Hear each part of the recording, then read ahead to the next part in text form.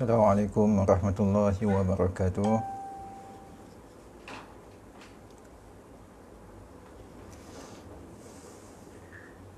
Tuan-tuan, puan-puan yang dirahmati Allah, dengar ke?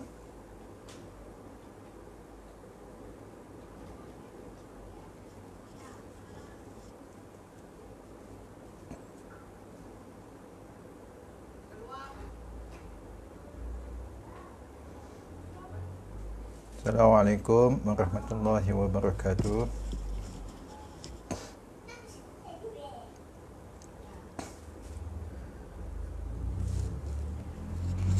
Tuan-tuan boleh dengar?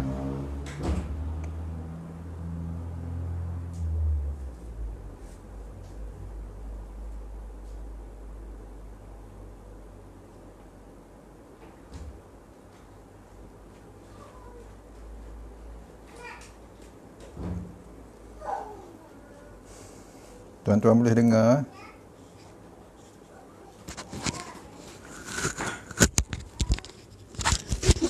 Yang dengar tak?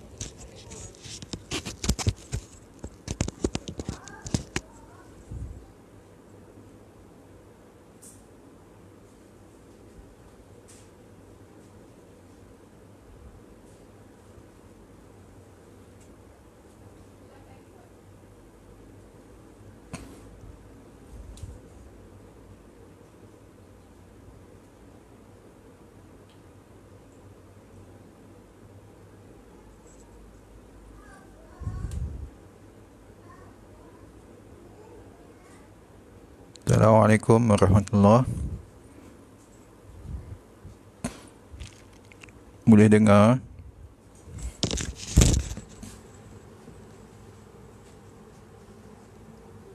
Ada?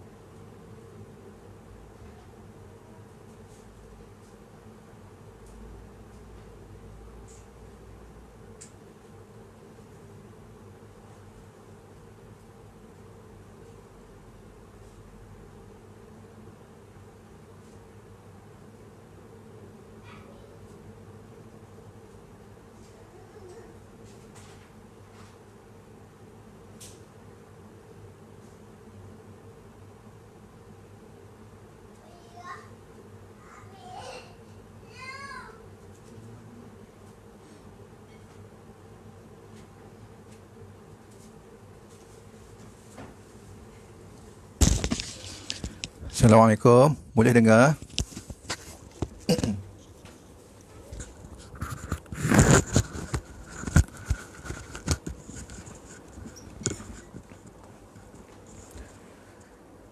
Bismillahirrahmanirrahim. Assalamualaikum warahmatullahi wabarakatuh. Alhamdulillahillazi hadana lil iman wal islam wa ma kunna linahtadiya laula an hadanallah. Subhanaka la ilma lana illa ma 'allamtana innaka antal alimul hakim. Rabbi shrah li sadri wa yassirni amri wahlul 'uqdatam min lisani yafqahu qawli. Rabbi zidna 'ilma warzuqni fahma. Allahumma aftah 'alaina hikmataka wanshur 'alaina min khazaini rahmatika ya arhamar rahimin. Tuan-tuan, puan-puan yang dirahmati Allah sekalian, alhamdulillah, pertama sekali kita panjatkan syukur pada Allah Subhanahu wa taala kerana dengan izin, limpah dan kasih sayang Allah Subhanahu wa taala pada petang ini dapat lagi kita bersama-sama dalam Akademi Tarbawi dalam rangka untuk kita saling melengkapi antara satu sama lain dan kita untuk menambah kefahaman tentang din Allah Subhanahu wa taala. Baik tuan-tuan, sidang pendengar yang dirahmati Allah sekalian. Jadi pada petang ini dengan masa yang tidak lama untuk bersama-sama. Jadi marilah sama-sama untuk kita berkongsi dengan apa yang dibaca. Mudah-mudahan ia memberi iktibar, pengajaran dan pelaksanaan dalam kehidupan kita semua, insya-Allah. Tuan-tuan puan-puan yang dirahmati Allah sekalian, seperti mana yang telah dibincangkan dengan tajuk buku iaitu Ghulamud Da'wah. Ghulamud Da'wah yang dikarang oleh Ustaz Hisham Sakar. Jadi mudah-mudahan kita berkongsi bersama tentang apa yang dikarang ini berpandukan daripada hadis Nabi SAW. Kalau kita lihat dalam Sahih Muslim, hadis yang ke-7436 tentang kisah Ashabul Ukhdud was-sahir war-rahib wal-ghulam, insya-Allah. Jadi hadis yang panjang, cuma kita boleh berkongsi bersama pada petang ini dengan masa yang terhad ini 30 minit bersama dengan tuan-tuan. Jadi untuk kita sama-sama melihat dan apa yang boleh kita ambil untuk dijadikan iktibar dalam kehidupan kita, insya-Allah. Tuan-tuan puan-puan yang dirahmati Allah sekalian, dalam suasana PKPB ini, jadi mungkin di sana banyak juga aktiviti-aktiviti walaupun duduk di rumah. Jadi oleh itu kita sediakan sedikit masa dalam 30 minit ini untuk sama-sama bersama dengan saya. Jadi mudah-mudahan untuk kita ambil iktibar dan laksanakan dalam kehidupan kita. Baik, tuan-tuan puan-puan yang dirahmati Allah sekalian, dalam hadis Sahih Muslim, hadisnya berbunyi jadi pada 2 minggu lepas saya dah baca berkaitan tentang rangkap hadis ini, iaitu fakana fi tariqihi idza salaka rahibun faqa'ada ilaihi wa sami'a kalamahu fa'ajabahu. Fakana fi tariqihi idza salaka rahibun faqa'ada ilaihi wa sami'a kalamahu fa'ajabahu. Maka ghulam ini dalam perjalanan dia nak pergi belajar sihir ni, nak jumpa dengan sihir tu. Jadi dia terserempak ataupun berhenti sekejap. Dia dengar dengan apa yang diucapkan oleh rahib ini. Maka dia rasa kagum. Jadi dalam rangkap hadis ini, Ustaz Hisham Sakar ini dia menjelaskan pada kita bahawa di sana kita nak melihat ada 2 benda. Yang pertama tentang pemilihan anasir yang baik. Pemilihan anasir yang baik. Yang kedua tentang dakwah fardiyah. Jadi bagaimana ghulam ini setiap hari dia akan berhenti mendengar. Dalam perjalanan dia nak pergi jumpa ahli sihir itu, dia akan berhenti mendengar apa yang diucapkan oleh rahib. Sehari 2 kali dia berhenti. Ini menunjukkan bagaimana dakwah fardiyah yang disampaikan oleh rahib ini kepada ghulam, sehingga ghulam ini tertarik dengan rahib tersebut. Baik. Kemudian yang pertama saya nak sebut di sini, pengarang menyebut bahawa ketika kami mengatakan mengenai pemilihan anasir-anasir terbaik untuk membina ummah yang berjuang, jadi pada minggu-minggu yang lepas kita dah sebut kerana nak membina satu generasi yang terbaik, kita mestilah memilih. Dia perlu ada keupayaan, kemampuan, kemahiran-kemahiran yang perlu ada. Jadi sebab itu kita memilih pemuda-pemuda yang macam mana. Dia nak membina generasi yang akan datang ni, dia perlu ada kemahiran-kemahiran, kemampuan-kemampuan yang perlu mereka miliki. Cuma kami tidak bermaksud untuk mencuaikan anasir-anasir lain atau yang ciri-cirinya tidak sebagaimana yang disebutkan.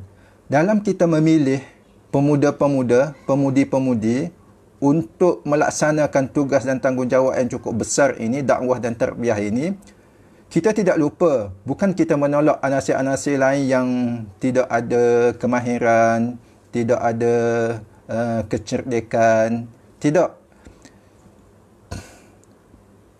Bahkan memberi perhatian kepada semua manusia adalah diwajibkan oleh syarak. Kita tidak lupa. Bahkan kewajipan kita untuk kita memberi perhatian semua manusia. Tak kira peringkat. Dia lemah ke, dia ada kekuatan tertentu ke, tapi kita bagi semua. Kita mesti menyeru manusia semuanya menggunakan semua cara yang ada dan termampu. Jadi manusia ini pelbagai tabiat. Ada macam-macam pesing. Macam ragam. Jadi oleh itu, para da'i, pendidik ini, dia mesti menggunakan pelbagai kemampuan dalam merubah mad'u ataupun yang dididik. Kita hendaklah menyebarluaskan agama ini dan mempertingkatkan kesedaran Islam dan semua jenis kesedaran di kalangan manusia.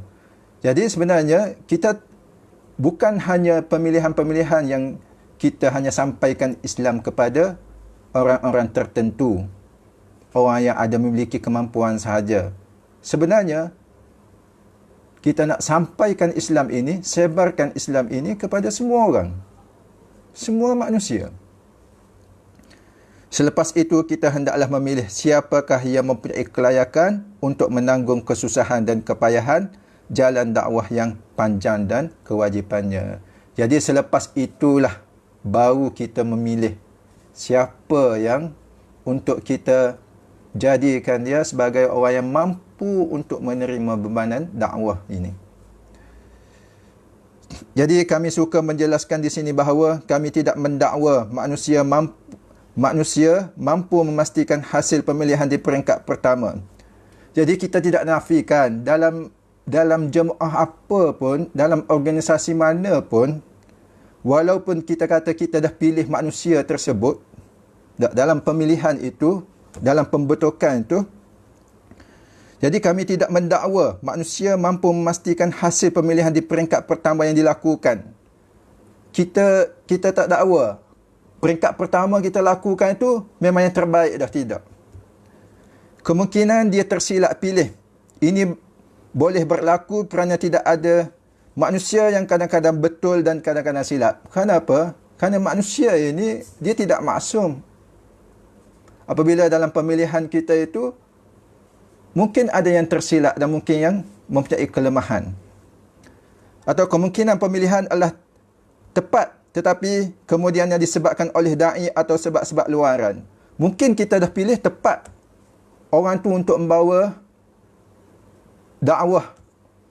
Tetapi di sana para da'i itu disebabkan dengan sebab-sebab luaran yang menyebabkan mereka memiliki ciri yang terbaik, terfitnah, dan yang tetap setia bersama dakwah ialah orang yang kurang memiliki ciri tersebut. Kadang-kadang berlaku dalam kehidupan kita, dalam kehidupan berorganisasi ini, apabila kita telah memilih dan mempunyai ciri-ciri tertentu, tetapi akhirnya mereka ini kadang-kadang terfitnah. Ada luaran ni, disebabkan fitnah luaran ini.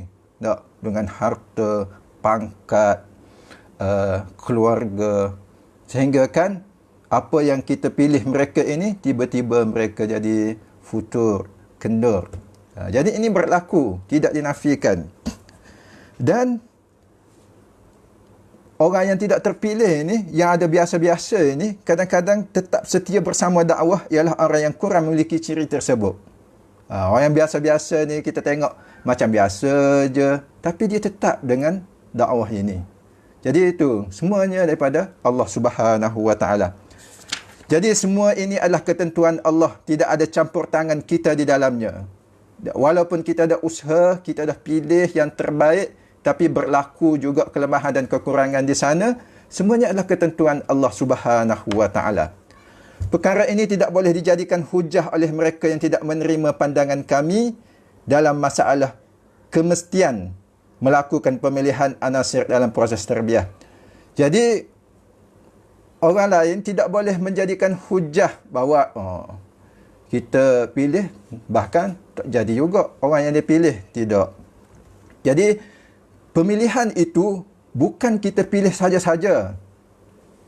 Bukan kita pilih atas pemikiran kita. Tidak. Jadi dia mesti melalui proses tarbiyah. Mesti melalui proses tarbiyah. Baru kita... Sebab itu, kalau kita lihat, kalau kita undur balik bagaimana perjalanan para sahabat radhiyallahu anhum ajma'in, saya nak cari juga, kadang-kadang kita terfikir, kalau ada pendengar yang tahu tentang ini, boleh kemukakan buku apa yang boleh kita sama-sama rujuk dan lihat. Kenapa Rasulullah sallallahu alaihi wasallam dia mengutus Mus'ab bin Umair untuk berdakwah di Madinah? Kenapa Rasulullah sallallahu alaihi wasallam mengutus Mus'ab bin Umair untuk berdakwah di Madinah? Sedangkan sahabat-sahabat lain yang lebih awal ada lagi. Sayyidina Abu Bakar, Umar Al-Khattab, Uthman bin Affan, Ali radhiyallahu anhum. Jadi, radhiyallahu anhum ajma'in. Jadi di sana kita nak lihat pemilihan Rasulullah ini, betul lah. Rasulullah itu, dia menerima wahyu daripada Allah Subhanahu Wa Taala dan dia boleh susun sahabat ini kemampuan-kemampuan macam mana. Kenapa dia hantar Muaz? Sayyidina Muaz bin Jabal ke Yaman. Kenapa Rasulullah melantik Usamah bin Zaid sebagai panglima tentera pada ketika itu? Bahawa ada sahabat-sahabat besar yang lebih senior dan lebih mahir. Jadi oleh itu kita nak tahu. Jadi di sana mungkin mereka ini melalui proses tarbiyah yang kita namakan ini, proses tarbiyah Islamiah ini. Jadi sebab itu Rasulullah menghantar sahabat ke sini, jadi ke tempat-tempat untuk berdakwah. Jadi oleh itu Dr. Ustaz Hisham Sakir ini dimukakan bahawa kita tidak menafikan bahawa proses pemilihan ini perlu berlaku, tetapi dalam bentuk proses tarbiyah Islamiah. Sebab ada orang dakwa kata, kita pilih-pilih pun akhirnya da'i itu jadi futur, kemudian dia tinggal. Itu mungkin ada, tapi sebab fitnah-fitnah yang berlaku, anasir-anasir luar yang menyebabkan da'i jadi begitu. Tapi kalau mereka melalui proses yang baik, yang sungguh-sungguh, kemudian berdoa kepada Allah Subhanahu Wa Taala, jadi insya-Allah dia akan melahirkan buah yang baik. Baik, kemudian yang keduanya kita lihat di sana dakwah fardiyah. Dakwah secara individu adalah di antara wasilah cara berdakwah yang terpenting. Dalam hadis ini rahib telah menggunakan cara ini untuk menyampaikan dakwahnya kepada ghulam. Di sana kita melihat rahib ni dia melaksanakan dakwah secara individu. Sebab kita lihat bagaimana ghulam ini boleh singgah rumah rahib ini 2 kali setiap hari. Di sana mungkin ada dakwah yang cukup baik yang dilakukan oleh rahib itu. Di antara ciri keistimewaan terpenting dakwah fardiyah ini, boleh kita simpulkan ia sesuai digunakan dalam semua keadaan. Senang je. Tak perlu kepada appointment, masa, tenaga, nak kumpul ramai-ramai ni, nak cari masa, seorang-seorang dia dah. Dia boleh telefon kawan yang nak ziarah itu, kemudian dia pergi sendiri. Ataupun pelbagai kaedah. Terbuka atau dipenuhi oleh tekanan. Okey. Jadi maksudnya memanglah, jadi dia seorang dia akan fikirlah. Para da'i ni dia fikir bagaimana nak pergi jumpa, nak fikir dulu, susun dulu jadual. Ia mewujudkan hubungan yang kuat di antara da'i dan mad'u. Kita mungkin ada pengalaman bagaimana orang yang sentiasa ziarah kita, orang dakwah kita, tak, kita rasa ada keterikatan di sana.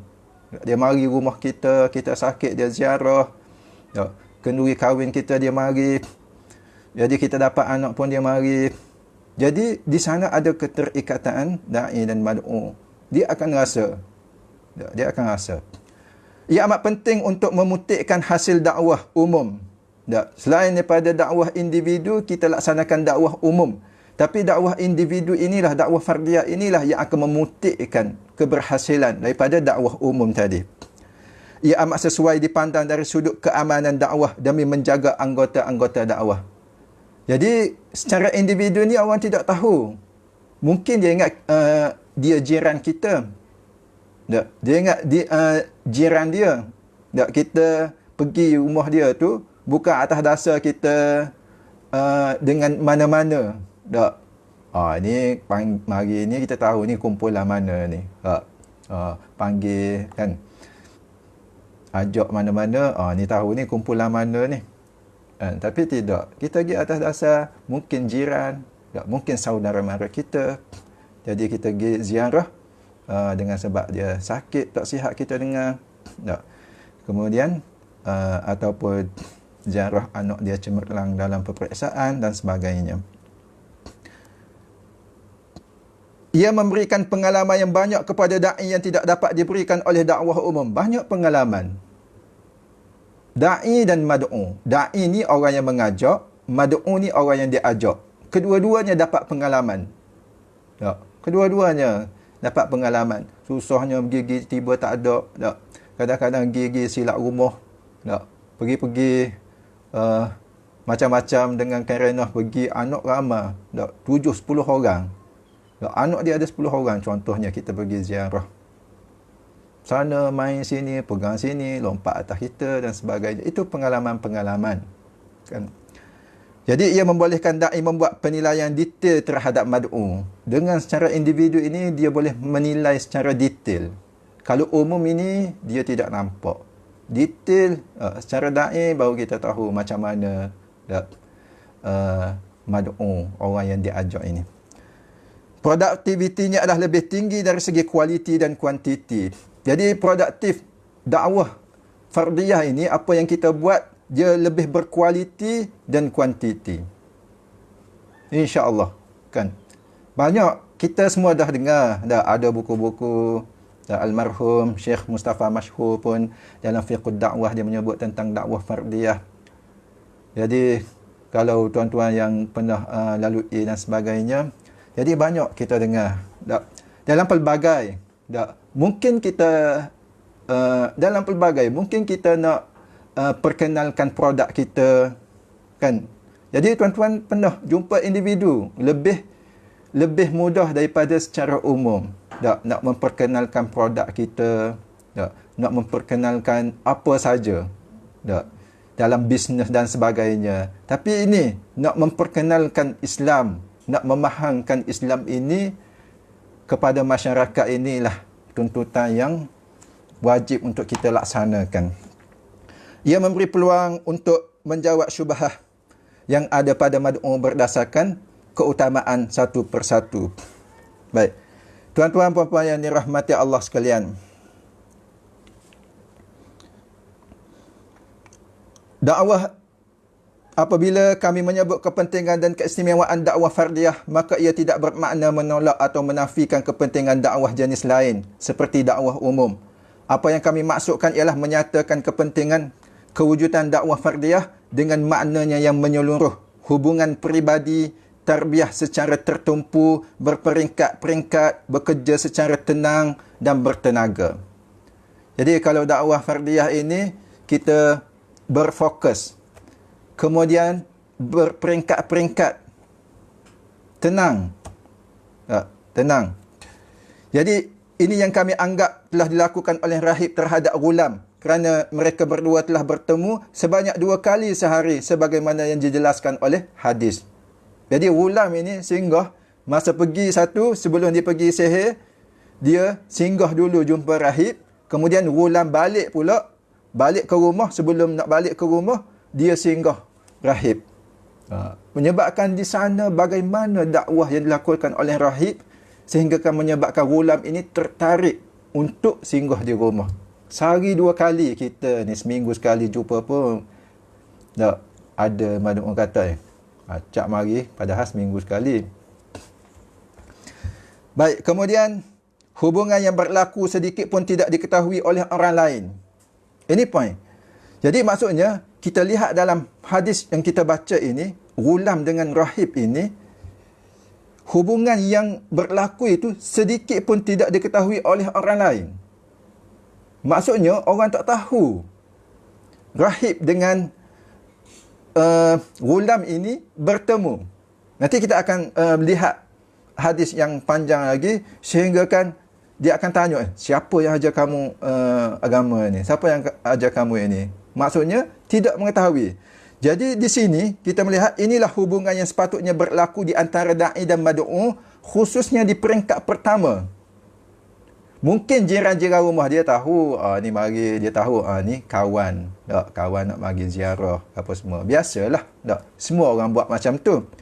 Tapi tidak tahu bahawa dia mari ni untuk belajar tentang din Allah Subhanahu Wa Taala, untuk mendapat ilmu. Jadi secara lebih khusus lagi, ketika sistem pemerintah menentang dakwah atau tidak merasa aman dengan dakwah, pada ketika itu kita lihat sistem yang dilaksanakan raja-raja pada ketika itu bagaimana? Sistem syirik kan Allah Subhanahu Wa Taala, sehingga kan dia cari ahli sihir nak buat sesuatu tindakan, tanya ahli sihir.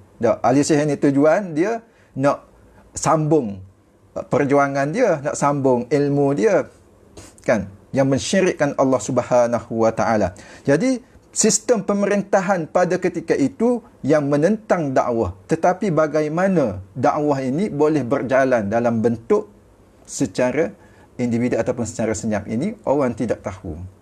Ini apa yang dibuat oleh rahib kepada ghulam, yang boleh kita ambil daripada apa yang kita baca hadis ini. Pembinaan pertama bagi mad'u hendaklah dilakukan sebagaimana menjaga tanaman, dan penjagaannya hendaklah menggunakan pelbagai cara. Peringkat pertama ini, mad'u, orang yang diajak ini sebagai da'i, dia rasa bahawa dia nak kena macam dia jaga tanaman. Nak perlu dibaja, jaga, disiram. Dengan berbagai cara. Ini kerana ia tidak mampu untuk menghadapi angin kencang, suasana yang menekan. Kerana mad'u ni, peringkat awal ni, dia tidak dapat nak menepis. Orang kata apa kamu pergi ke rahib. Tapi orang tak tahulah sebab dia buat, orang di luar sana tidak tahu bahawa ghulam ini belajar dengan rahib. Tapi apabila kalau tahu, dia akan sebut apa kamu pergi belajar dengan orang ni tak betul dan sebagainya.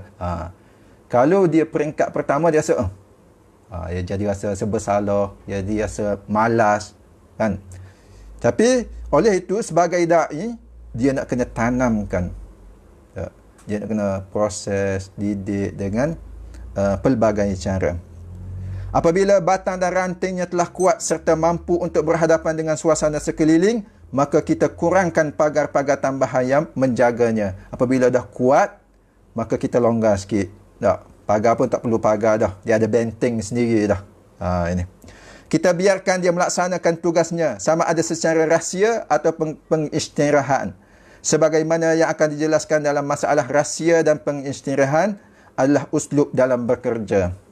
Jadi kita lihat bagaimana Rasulullah sallallahu alaihi wasallam memproseskan para sahabat di peringkat awal. Jadi rahib dia tidak menceritakan. Jadi dalam dakwah ini kita lihat peringkat pertama rahib berdakwah dengan ghulam ini, dia tidak menceritakan agamanya kepada ghulam secara tepat dan jelas, kecuali selepas beliau merasa tenang hati terhadap kuatnya hubungan ghulam dengannya dan kepercayaannya. Jadi oleh itu kita nak ajak, bukan nak ajak kepada kita. Sebagai da'i, kita nak ajak kepada pemahaman Islam yang betul, yang syumul. Supaya dia faham Islam itu dalam bentuk apa yang dikehendaki oleh Allah Subhanahu wa taala, yang disampaikan oleh Rasulullah sallallahu alaihi wasallam. Itu yang paling penting dalam kehidupan kita. Bukan nak menyokong kita, bukan nak ikut supaya kita banyak bilangan, kuantiti, tapi yang paling penting dia dapat faham tentang din Allah Subhanahu wa taala, dia faham tentang hakikat hidup dunia ini dan hidup akhirat. Jadi pendidik iaitu murabbi hendaklah tidak menceritakan kepada mad'u kecuali apa yang diperlukan sahaja.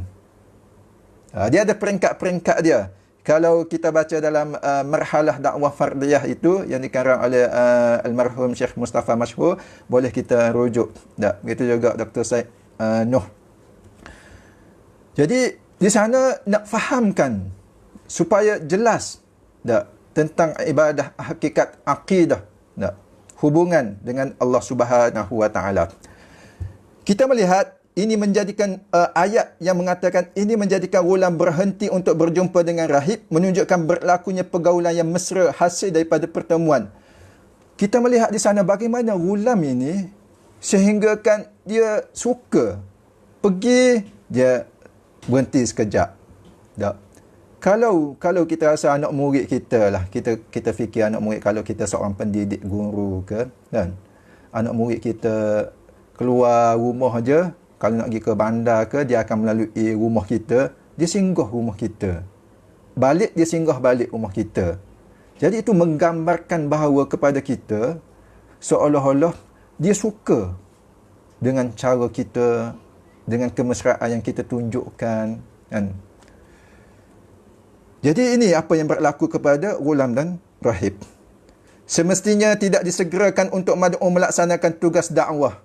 Jadi peringkat pertama ini, kita bukan nak segerakan bahawa nak kena sampai, nak kena ceritakan, laksanakan dakwah sebelum matang dan sebelum diberikan persediaan yang munasabah. Ini akan membahayakan dan juga dakwah dalam kebanyakan kes di antaranya.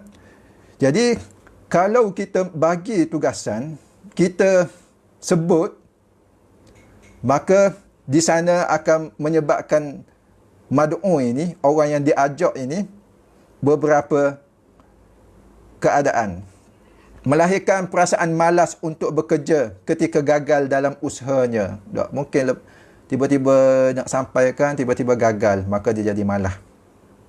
Mungkin berlakunya kesilapan yang berulang kali, dengan itu akan melemahkan semangatnya. Buat-buat silap. Kemudian melemahkan. Jadi dia lemah. Kemudian ada juga bermudah-mudahan apabila dia cepat berjaya.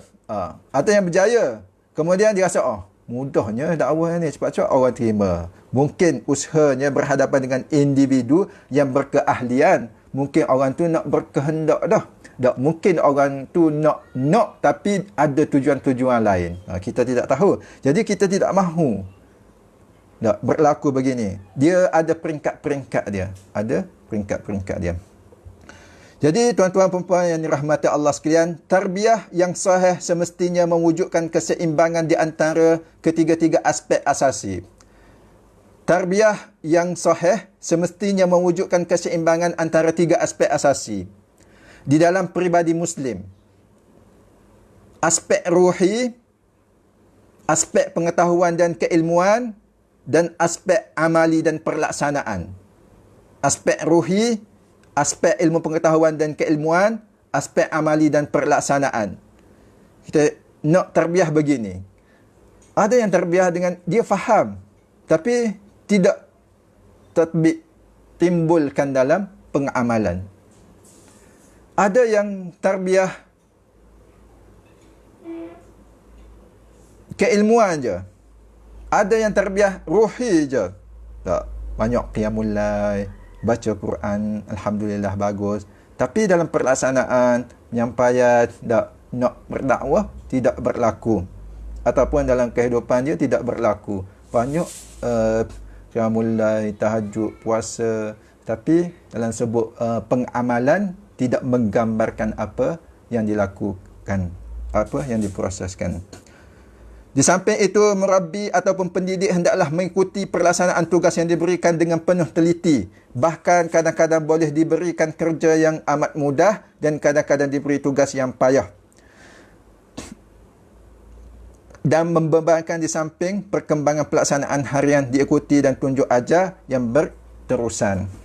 Sesungguhnya tugas dan kerja yang diberikan kepada mad'u di peringkat ini lebih merupakan latihan tarbawi melebihi daripada usaha-usaha yang kita ingin mereka laksana dan mencapai. Lebih daripada kita nak sampai pendidikan. Peringkat pertama ini, kita nak bagi pendidikan dia. Dia terbiasa beriman pada Allah dengan akidah dia, bagaimana dia menghormati bapa dengan orang, lebih terbiasa, yang terbaik. Oleh itu, janganlah cepat-cepat dalam memberikan mandat kepada mad'u dan kepercayaan sepenuhnya dalam melakukan kerja. Nanti kita akan lihat, dalam hadis ni kita akan lihat, sehinggakan dia sendiri yang akan melaksanakan kerja itu setelah dia yakin dengan apa yang dibawa oleh rahib, ghulam ini. Jadi kita akan tengok. Jadi oleh itu, kita janganlah cepat-cepat dalam memberikan mandat kepada mad'u dan kepercayaan sepenuhnya dalam melakukan kerja, beristihad dan mengeluarkan kenyataan di atas nama jemaah dan dakwah hanya mendasarkan kepada penerimaan, semangat dan keinginan perasaannya. Jadi kena ingat, jadi dalam melakukan jangan kita mandatkan, bagi tugas kepada mad'u ini, kerana dia masih lagi peringkat permulaan awal, sepenuhnya melakukan kerja, beristihad dan mengeluarkan kenyataan di atas nama jemaah dan dakwah hanya berdasarkan kepada penerimaan semangat dan keinginan perasaannya. Jangan. Jadi dia perlu melalui proses. Jadi tuan-tuan puan-puan yang dirahmati Allah sekalian, rahib sepanjang peringkat tarbiyah yang pertama tidak menolak ghulam ke depan. Kita lihat, rahib peringkat tarbiyah yang pertama, dia tidak menolak ghulam ke depan. Dia mari, ghulam mari duduk dengar je. Dengar, kemudian dia ramah mesra, dia jamu makanan. Tak. Sebagaimana yang kita buat secara dakwah, secara individu. Sebab apa? Bagaimana ghulam tu boleh tertarik singgah 2 kali sehari ke rumah rahib. Itu ada ciri-ciri seorang murabbi yang baiklah pada rahib tersebut. Menzahirkan sehinggalah Allah mengizinkan. Okey. Dia tidak menolak. Dia tidak kata, Ghulam, kamu nak apabila kamu jumpa ahli sihir nanti belajar, kamu kena beritahu. Ini salah, ini tidak. Tidak. Rahib, dia tidak suruh begitu. Kamu kata kepada raja macam ni. Tidak. Nanti kita akan lihat bagaimana. Sehinggalah Allah mengizinkannya ketika ghulam mencapai tahap kematangannya. Ini berlaku melalui tanda-tanda Rabbani yang jelas. Kita melihat bagaimana nanti dalam peristiwa pembunuhan binatang. Itu menyampaikan satu tahap kematangan ghulam. Kami tidaklah mensyaratkan supaya berlaku peristiwa seumpama itu 100%. Kita tak ada lah nak kata jumpa binatang je, nanti kita buat baling. Tidak gitu. Tapi maksudnya kita akan satu masa dia akan capai satu tahap bahawa dia merasakan bahawa ini yang perlu kita lalui jalan. Benar, betul. Perkara ini ditinggalkan kepada firasat, pengalaman dan mutaba'ah, mengikuti perkembangan. Inilah yang akan menentukan mereka telah matang atau belum dan kerja-kerja yang sesuai untuk mereka. Jadi dengan proses pengalaman, penelitian, dengan proses mutaba'ah, bukan kita serah je 100% pada dia buat, tidak. Murabbi perlu mendidik dia secara teliti, berfokus, perlu mutaba'ah, kena ikut, kemudian berperingkat-peringkat sehingga akan lahir kepada kematangan. Inilah yang akan menentukan mereka telah matang atau belum dan kerja-kerja yang sesuai untuk mereka. Dengan itu mereka diberikan tugas dan tanggungjawab secara berperingkat di samping mutaba'ah dilakukan. Jadi lepas tu barulah kita akan bagi tugasan kerja secara berperingkat dan perlu dibimbing. Perlu dimutaba'ahkan yang dilakukan. Tuan-tuan puan-puan yang dirahmati Allah sekalian, itu sedikit rangkap hadis yang dibacakan, bagaimana apa yang kita dapat pada petang ini, bagaimana ghulam dalam perjalanan dia nak pergi belajar sihir, dia singgah sebentar jumpa dengan rahib dan mendengar apa yang disampaikan oleh rahib. Di sana kita nak melihat bagaimana anasir-anasir yang baik ini perlu juga dalam pemilihan individu-individu ini untuk kita membangunkan din Allah Subhanahu wa taala, generasi yang akan datang ini yang tunduk dan patuh kepada Allah Subhanahu wa taala. Itu yang pertama. Yang kedua, bagaimana rahib ini tunjuk kepada kita tentang dakwah fardiyah, dakwah secara individu ini yang terbaik terhadap ghulam itu, sehingga kan ghulam itu tertarik dengan apa yang dibawa, apa yang ditunjuk oleh rahib. Jadi mudah-mudahan inilah. Jadi oleh itu kita kalau kita katakan sebagai pendidik, jadi kita nak kena persiapkan diri kita, ciri-ciri kita supaya semua orang suka seperti mana baginda Rasulullah sallallahu alaihi wasallam yang mempunyai ciri-ciri yang cukup sempurna. Orang suka, tetapi apabila nak bawa din Allah Subhanahu wa taala ini, kita tidak nafikan di sana ada cabaran, di sana ada tentangan.